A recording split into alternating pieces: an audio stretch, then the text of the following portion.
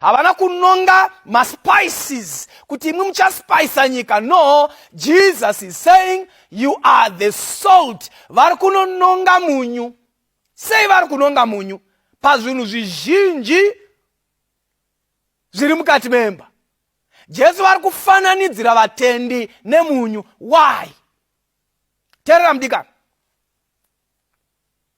Salt in the Roman economy was a very valuable commodity.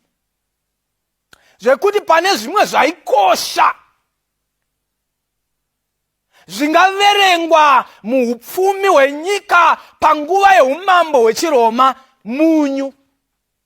Zvekudaro zvekuti pane imwe nzvimbo vanonyora nezvenhoroondo vanoti at one point in time, at some point in time in the past, in the Roman Empire, soldiers would be paid with salt. Masoja ehurumende vaitobhadharwa nemunyu. Ndo panobuda a proverbial saying yekuti a worthless soldier is not worthy his salt. Kana musoja akasashanda zvakanaka, aisawaniswa munyu, ainzi you are not worthy the salt.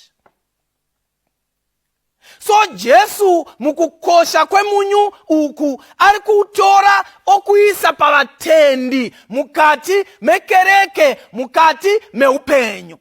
Vanhu vanotevera Jesu, Jesu oti muri munyu wenyika.